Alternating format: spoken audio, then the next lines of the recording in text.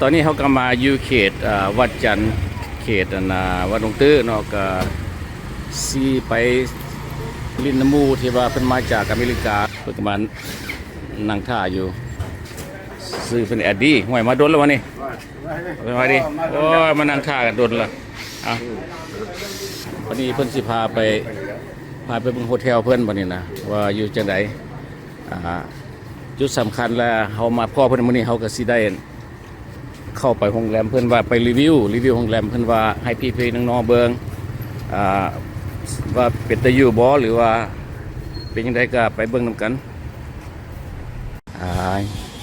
หอมนี่ย่างเข้ามาก็สิเป็นลักษณะแบบนี้แหละซันบีม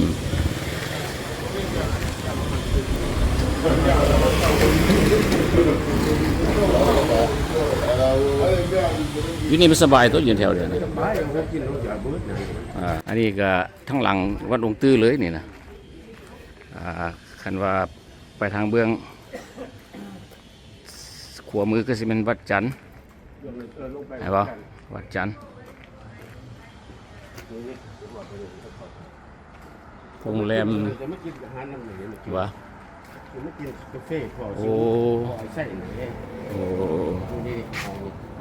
นี่บ่โรงแรมนี่เขาซื้อโรงแรมมานี่ซันบีมบ่โอ้นี่โรงแรมซันบีมใช่โรงแรมซันบีมอันนี้หน้าโรงแรมเป็นลักษณะนี้เพื่อสิพาไปเบิ่งว่าเพิ่นอยู่ในห้องไหนว้าวคำสบายดีเพิ่นพามาลิ้นในห้องเพิ่นว่าเป็นอะไรขอรีวิวห้องเลยเด้อว่าเพราะว่าสิเอาแขกมาให้ตึม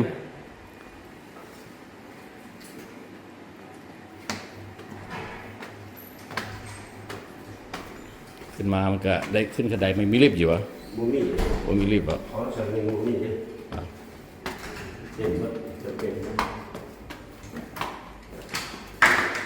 สั้นที่เท่าใดนี่อันนี้สั้น2แล้วเราจะอยู่สั้น3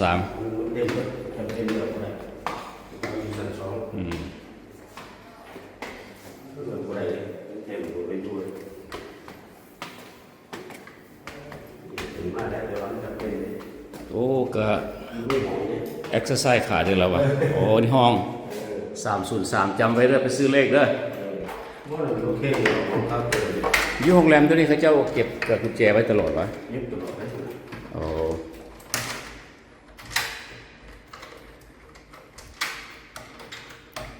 เข้ามากับลักษณะนี้ก็ห้องพอดีสำหรับผู้เดียวตัวสินะมันก็น้อยๆพอดีงามเปาะสำหรับผู้เดียวหรือว่าผัวเมียแบบว่ามีลูกน้อยโอ้อันนี้ห้องน้ำห้องน้ำก็ not too bad ก็เอาซ้ำแล้วสันนี้ก็มีมองล้างหน้าสะอาดดีก็ส่วนท้ายชาวเวอร์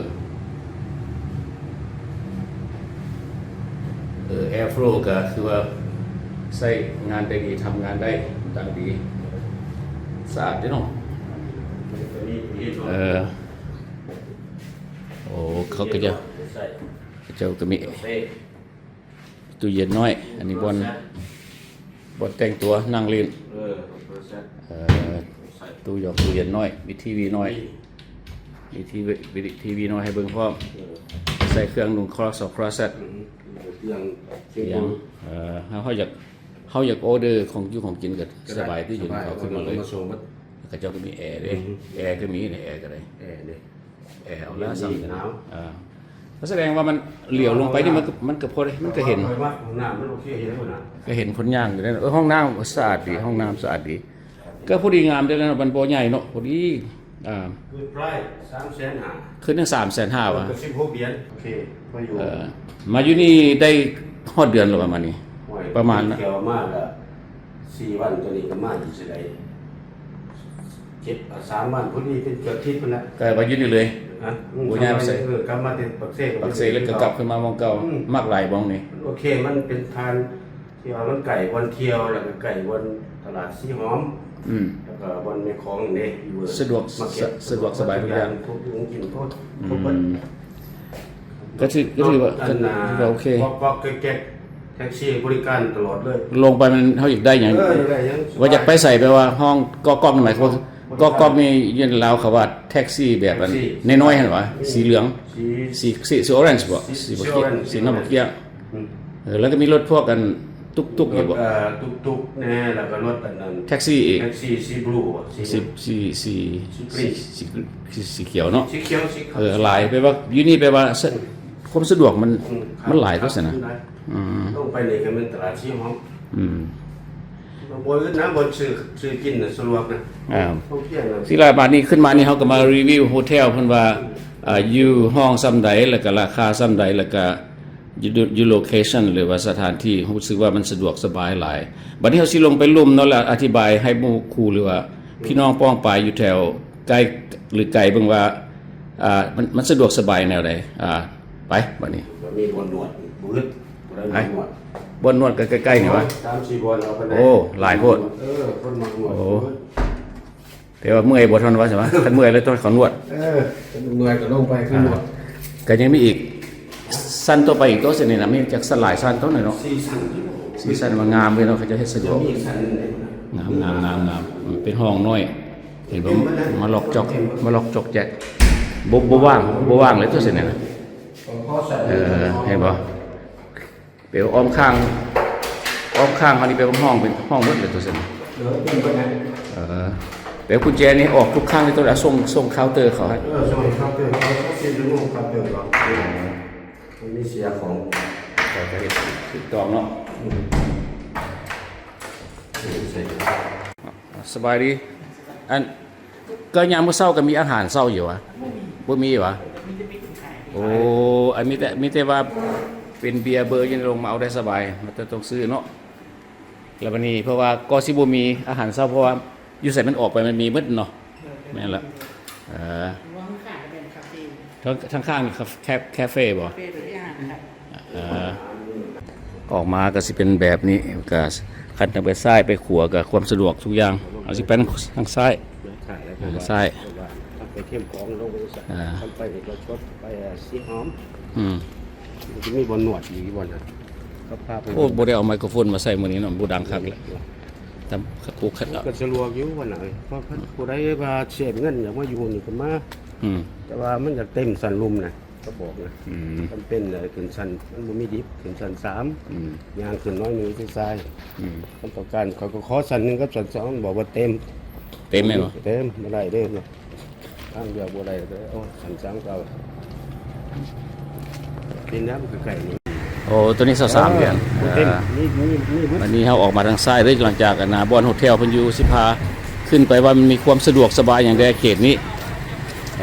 นี่ล่ะเรา3ไล่4ว่า3ไปเกือบ4มันย่างขึ้นไปซื่อๆนี่ว่ากระถึกน้ำพุทธวบอนเขาย่างแคมป์ของเป็นหลายสันเด้ ยูเขตเอเรียบอนโฮเทลตัวอยู่นี่มันแบบว่าคนต่างประเทศหลายไม่ได้ต่างประเทศเป็นเขตท่องเที่ยวเด้เดี๋ยวหน่อย ท่องเที่ยว สิมากินข้าวกันอยู่นี่ มองได้สะดวกกินฮะเห็นบ่บูธของกินเนาะอยู่นี่เนาะมันสะดวกทุกอย่างสะดวกหลายอย่างเห็นบ่ จะมีพริกครับพี่หลายอย่างสะดวก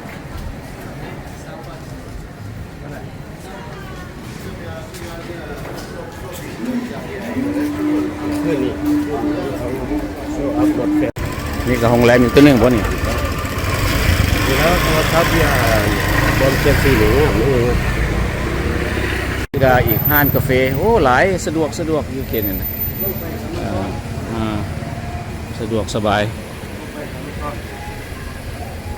เสียทีแต่ว่าเพิ่นเมื่อไหวพวกน้องท่านได้ดีเนาะโซคักมันน่ะแม่นบรรยากาศนี่คักได้นี่บาร์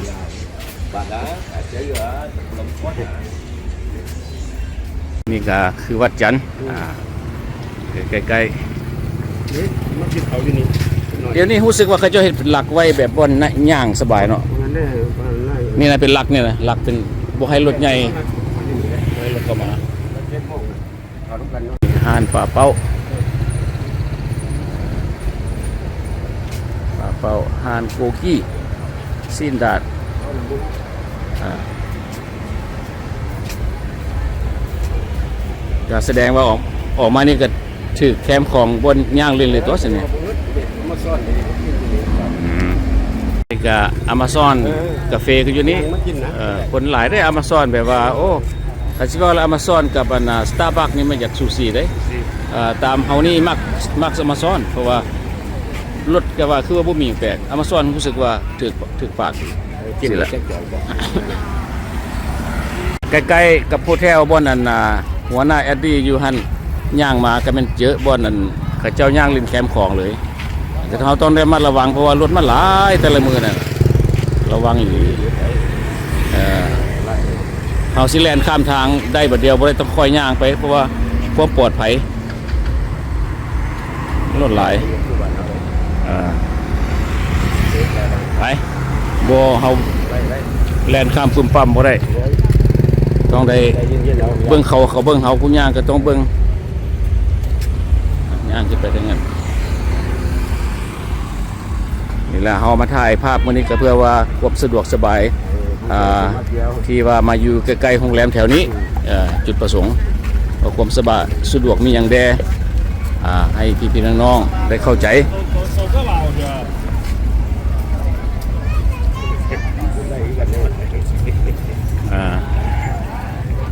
ว่านี่ก็ทุกมื้อแหละคนหลายทุกมื้อมายามใดก็ได้ขึ้นไป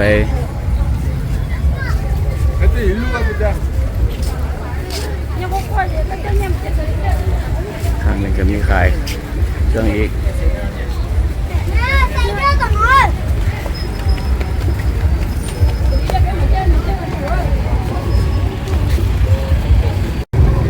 ตามปกติละอยู่เดือนตัวนี้สิมีคนเต้นแอคเซอร์ไซส์แต่ว่ามื้อนี้บ่มีอันนี้แคมป์ของเลยตัวหน้า Amazon มาพากันไปเอากาแฟก่อนหัวหน้าใหญ่เพิ่นจะกินกาแฟซะนี่ไป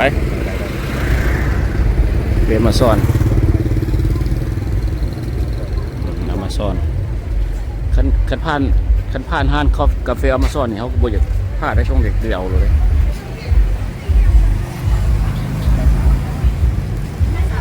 Amazon มาแล้วบัดนี้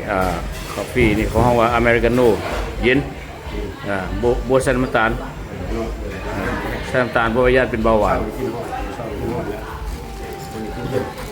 แล้วก็ได้อันกระเป๋าพุระก้อนเพราะอุ่นท้องไว้จังน้อยสิไปกินใหม่นี่กระเป๋า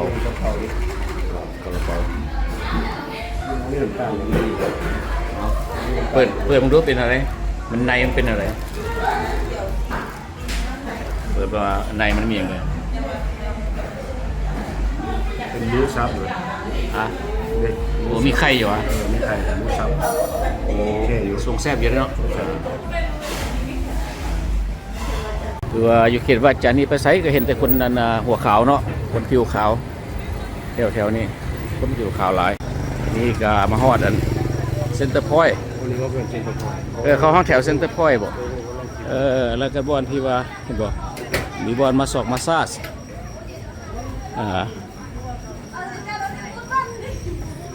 เห็นบ่มาซาส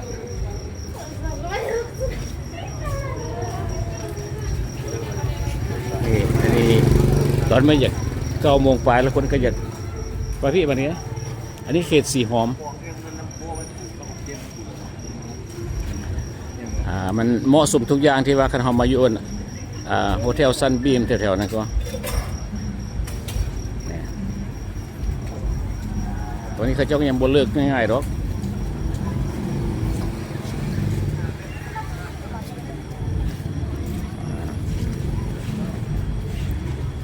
คันในลาวเฮามา6 โมง 5 โมง 6 โมงคนหลายเต็ม ได้หรอ หลายเต็มตลอด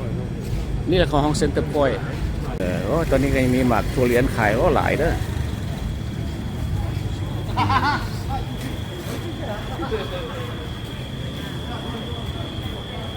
นี่แหละคันว่า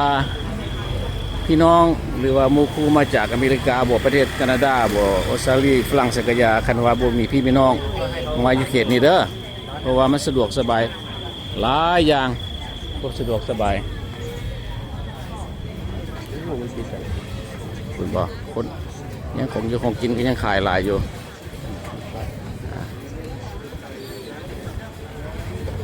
ก็ย่างมาก็ได้อยู่โฮเทลแล้วก็ย่างมา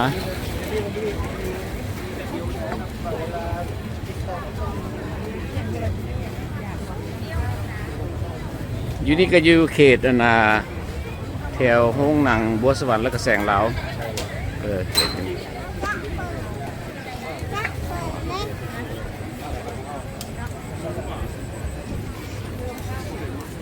ก็ยังว่าเฮาสิบ่ได้ถ่ายเฉพาะเจาะจงเรื่องอาหารแต่ว่าถ่ายไปพันๆเนาะของกินก็หลายแต่ว่าต้องการอาหารการกินที่นี่หมด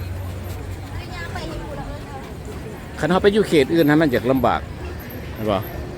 ลำบากเพราะว่ามาที่แปลว่าบ่ต้องห่วงอยู่คือสมมติว่าออกจากสนามบินบัดไตมาก็จ้างกันรถก๊อกก็ได้ตุกก็ได้มีอย่างกระยาแต่ว่ามาเขตนิโรธเขาห้องว่าเขตเซ็นเตอร์พอยต์เขตสีหอมเห็นปะมานี่แล้วซอกโฮเทลแถวนี้คือซันบีมที่ว่าเพิ่นไปอยู่ซันบีมผู้นี้ซันบีมไปตีราคา$16นะซันบีมเนาะ$16มันสะดวกทุกอย่างแต่ว่าเขาคนบูจักอย่างมาไปเช่าโรงแรมจิตเพื่อให้มันลำบากบูสะดวกเขาแนะนำให้มาพี่เขตนี้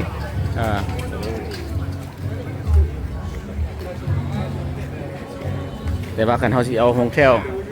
แพงหลายก็บ่จำเป็นแบบว่า$10ก็พอแล้ว$10ก็พอแล้ว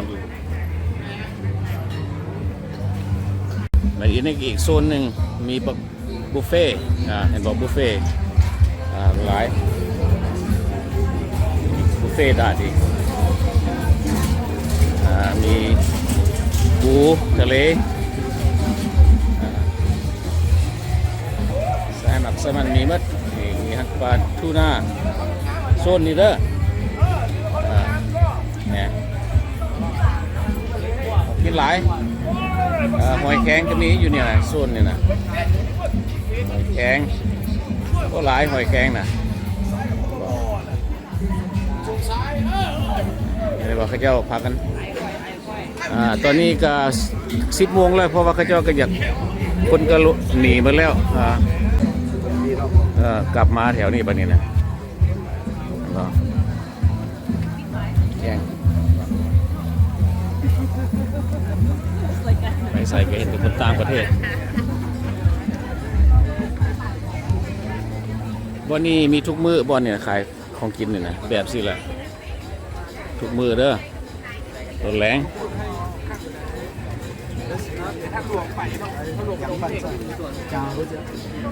ของกินหลาย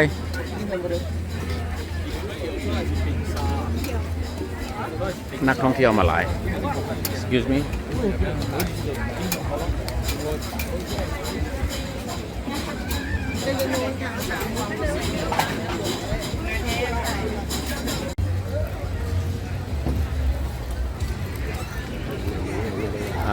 ก็วิดีโอตัวนี้ก็เว้าเรื่องที่ว่าท่านพี่ๆน้องๆมายามลาวบ่หรือบ่มีพี่มีน้องให้แนะนำให้มาอยู่โฮเทลแถวๆนี้เด้อก็บอกว่าแถวเซ็นเตอร์พอยต์หลังจากมาฮอดสนามบินบัดไตแล้วก็พวกแท็กซี่หรือพวกรถก๊อกหรือว่าพวกตุ๊กๆเขาเจ้าสิฮู้จักดอกว่าไปส่งบอกว่าไปส่งแถวๆนี้โฮเทลแถวนี้โรงแรมซันบีมมันก็ถูกหลาย$16เพราะว่าของอยู่ของกินมันใกล้ๆเขาบ่เป็นว่าเขาสิได้ขี่รถบ่จ้างรถไปบ่แม่นเขาย่างมารถมามองนี่นะสะดวกสบายเอาขอบใจหลายๆเด้อที่ว่าหมู่คู่หรือว่าพี่น้องเข้ามารับชม